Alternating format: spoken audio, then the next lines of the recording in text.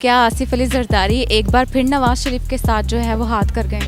धोखा किया उसने। कि जरदारी के ऊपर एतमाद करना बेवकूफ़ी है। वो सिर्फ अपनी जो चोर बाजारी उन्होंने लगाई हुई थी, अपने आप को बचा रहे हैं, सारे चोर हैं। से हाथ करने वाली बात है। यही है, बलोचों ने वफा कब की थी? वो 100% उनके साथ हाथ करके गए। पीडीएम का क्या मुस्तकबिल देख रहे हैं? कुछ भी नहीं है, तकरीबन वो तो ख़त्म होती नज़र आ रही है मुझे। क्या मुस्तकिल देखे, ये बनते रहते इत्तेहादों का सियासत में मैं नहीं बोलूँगा। बिस्मिल्लाहिर्रहमानिर्रहीम, अस्सलाम वालेकुम नाज़रीन, मैं हूं आपके साथ अस्मा राजपूत और आप देख रहे हैं हमारा चैनल न्यूज़म। नाज़रीन, 26 मार्च को पीडीएम का लॉन्ग मार्च होने जा रहा था जो कि मुलतवी हो गया। आपको बता दूं कि आसिफ अली जरदारी साहब जो हैं उन्होंने असम्बलियों से इस्तीफ़ा देने से इनकार कर दिया।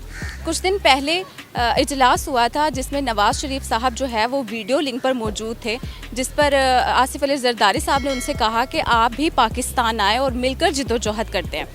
जिस पर मरियम नवाज़ बोली कि आप क्या गारंटी दे सकते हैं मेरे बाप की ज़िंदगी की, क्योंकि यहाँ पे उनका कत्ल कर दिया जाएगा। नैब में आकर तो वो जो है वो बीमार पड़ जाते हैं और फिर मुझे लगता है कि ये जो हैं लोग हुकूमत के वो मेरे बाप को कत्ल कर देंगे। तो वैसे ये बड़ी अजीब उन्होंने बात की। उनसे बंदा पूछे कि क्या आप गारंटी दे सकती हैं कि वो लंदन में बैठे हुए हैं तो क्या उनकी ज़िंदगी जो है वो बड़ी लंबी हो जाएगी? तो नाज़रीन, इसी पर बात करने के लिए आज हम यहाँ मौजूद हैं और लोगों से जानने की कोशिश करते हैं कि वो इस फैसले को जो है वो किस नज़र से देखते हैं। आइए चलते हैं उनके पास और उनसे बात करते हैं। आसिफ अली जरदारी एक बार फिर नवाज शरीफ के साथ हाथ कर गए। मेरा नहीं ख्याल वो हाथ कर गए हैं, ये आप सबकी लगता है। वो जरदारी साहब का सबको पता है। ख्वाजा आसफ ने आज से तकरीबन साल पहले कह दिया था कि जरदारी के ऊपर एतमाद करना बेवकूफ़ी है। तो मेरे ख्याल वो सारी चीज़ें सामने आ गई है। आप इस मुल्क की जो ये बदनसीबी समझें या इसकी समझें कि इस मुल्क में सारे ही नाअहल है, इंक्लूडेड गवर्नमेंट भी हो। आप तो आसिफ जरदारी हम इतने मतलब आप as a media Asif Zardari हो रही तो हम उनको हाईलाइट कर रहे हैं। असल देखिए, गवर्नमेंट ने 2-2.5 साल के अंदर क्या किया है, उन्होंने तकरीबन 381 प्रेस कॉन्फ्रेंस की है। उसमें सिर्फ एक ही नाम है नवाज़ शरीफ। नवाज़ शरीफ को तो हमने हीरो बना दिया, ठीक है, साबित हमसे कुछ हो नहीं सका। तो आसिफ जरदारी ने हाथ नहीं करना, उन्होंने बस ये था कि आपको पता है यहाँ बड़ी ताकतें हैं, तो ये डील तो पहले हो चुकी है, अब रिलीफ सबको मिल रहा है। नहीं, मैं ये नहीं कहूँगा कि वो हाथ कर गए हैं, बल्कि उन्होंने अपनी सियासत को बचाया है। वो सिर्फ अपनी जो चोर बाजारी उन्होंने लगाई हुई थी, अपने आप को बचा रहे हैं, सारे चोर हैं। तो मसलन ये हाथ करने वाली बात नहीं है। उसने अपने मुस्तकबिल को देखा है, उसकी डील हो गई है, तो उसने अपने आप को साइड पर कर लिया है। मेरे ख्याल से हाथ करने वाली बात है। उनको साथ लेके चलेंगे तो फिर उनसे हाथ ही होगा और क्या होगा। ये तो नवाज शरीफ पे अब डिपेंड करता है कि वो चलते हैं उनके साथ, कैसे चलते हैं। कोई डील होती है, मेरे ख्याल से डील ही होगी, डील के बगैर तो नहीं चलेंगे दोनों।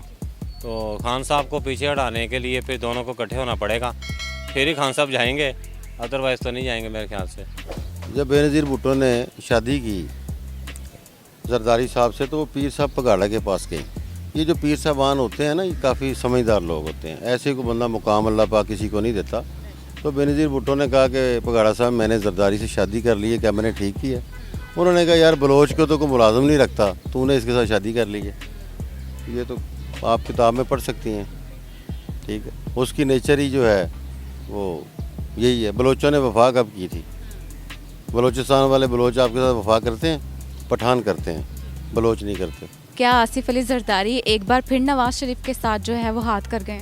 धोखा किया उसने अपने आप के साथ धोखा किया। जरदारी ने अच्छा नहीं किया। वो जरदारी शुरू से ऐसे कर रहा है। पहले नवाज शरीफ की उन्हें बलूचिस्तान में हुकूमत कराई है, अब ये नवाज शरीफ को आगे करके तो इसने ये जरदारी ने नवाज शरीफ के साथ हाथ किया। नवाज शरीफ अच्छा हो ना तो मरियम नवाज़ इंशाल्लाह अगली लीडर पाकिस्तान की वज़ीर-ए-आज़म मरियम नवाज़ ही है। इसको नवाज शरीफ साहब एक अच्छे लीडर हैं, तो आपको नहीं लगता कि वो लीडर बाहर जाके बैठे हुए उन्हें पाकिस्तान में अपनी आवाम के साथ होना चाहिए? जो उसके साथ खिलवाड़ किया गया, जो उसके साथ झूठे केस बनाए गए हैं, जो अदलिया के थ्रू उसको करवाया गया है, इस तरह होता है? ये कभी ऐसा सुना है कि सैलैंड का इलेक्शन हो तो वो पीछे से कॉलें आ जाती हैं MP MNA को? कौन करते हैं कॉलें?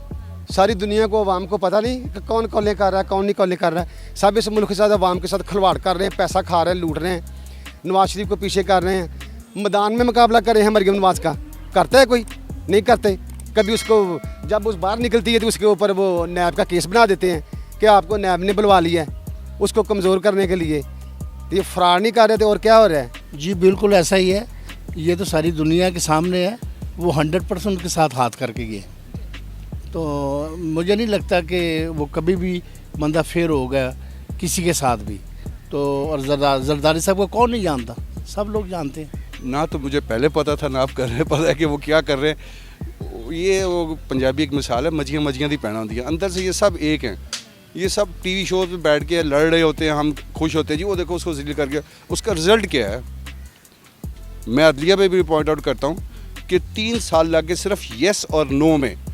मैं किसी पार्टी के हिसाब से नहीं कर रहा, सिर्फ वो वाडा साहब की बात कर रहा हूँ कि जिनका सिर्फ येस और नो में अदलिया ने जवाब लेना था, उसको 3 साल लगा दिए। तो हमारा मजलूमों का क्या होगा? जब इतने केस ही हल कर सकते हैं तो फिर क्या फ़ायदा इनको बैठ जाए घरों में जाके, इतनी मराहत ले रहे हैं, सैलरीज ले रहे हैं, प्रोटोकॉल ले रहे हैं, और हमारा एंड रिजल्ट क्या है? हमारे लिए क्या निकाल रहे हैं? सर आप पीडीएम का क्या मुस्तकबिल देख रहे हैं? क्या पीडीएम लगता है कि ख़त्म हो गई है पीडीएम? नहीं, पीडीएम का तो पहले भी कुछ वजूद नहीं था, अब भी वो ख़त्म ही है। क्योंकि जब आसफ जरदारी पीछे हट गया है तो ये दोनों मारे मारे फिर रहे हैं। फजल रहमान और नवाज शरीफ या मरीम नवाज जो हैं ये बेबस हैं, इनका कुछ भी नहीं, ना फ्यूचर है तो ना इनका माजी है।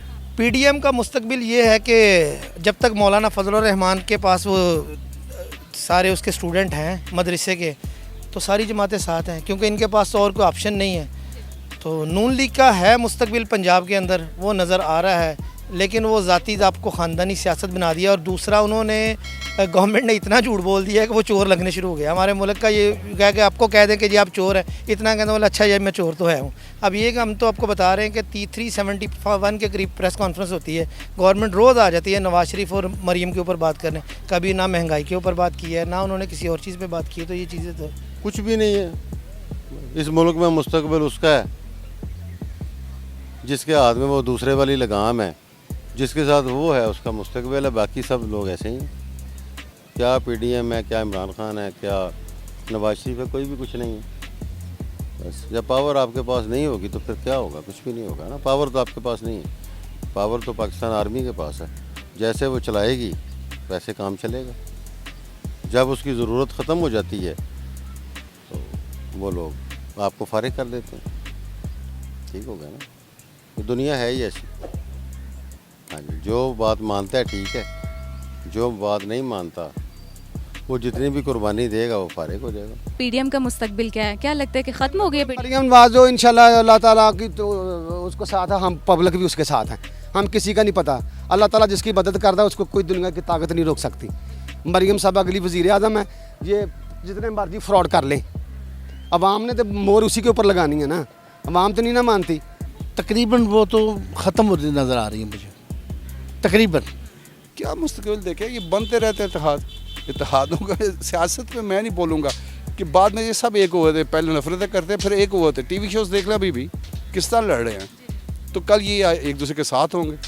क्या नून लीग वो भी ले लेगी इनको, क्या MQ उनको ले लेगी, क्या चौधरी साहब को ले लेगी, इसी तरह पीपल पार्टी करेगी। इस तरह इमरान खान ने किया हुआ। सर ये इनका इत्तेहाद तो हमें नज़र आ जाता है कि सामने तो सारे एक दूसरे का गिरेबान पकड़े होते हैं, अंदर से सारे एक जैसे होते हैं, लेकिन हमारी आवाम में कैसे शऊर आएगा इस बात का? हमारी आवाम क्यों एक दूसरे के लीडर के नाम पे एक दूसरे का गिरेबान पकड़े होते हैं? उसका सीधा तरीका है कि जब आपकी अदलिया जज़ा और सज़ा का मामला सही हो जाएगा ना, तो ये सारे मामला ठीक हो जाएंगे। आपको रिज़ल्ट नज़र आएगा, आप खुद ही फैसला कर लेंगे, ना आप लड़ेंगे किसी से। ये हमारी फ्रस्ट्रेशन है ना, असल में हमारे अंदर की फ्रस्ट्रेशन है जो हम बाहर निकालते हैं। अदरवाइज़ तो कुछ नहीं है। आप मेरी बहन बेटी हैं, ये मेरे भाई हैं, मुझे इनसे क्या है? जब मुझे मेरा हक नहीं मिलता, मैं फ्रस्ट्रेटेड हूँ, तो मैं इनसे भी लड़ूंगा, आपसे भी लड़ूंगा, इवन अपने बच्चों से लड़ूंगा।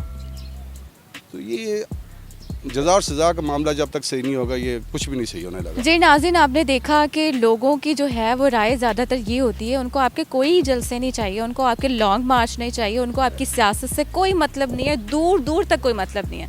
उन्हें क्या चाहिए? उन्हें 2 टाइम की रोटी चाहिए, उन्हें नौकरियाँ चाहिए, उन्हें घर चाहिए, उन्हें एजुकेशन चाहिए।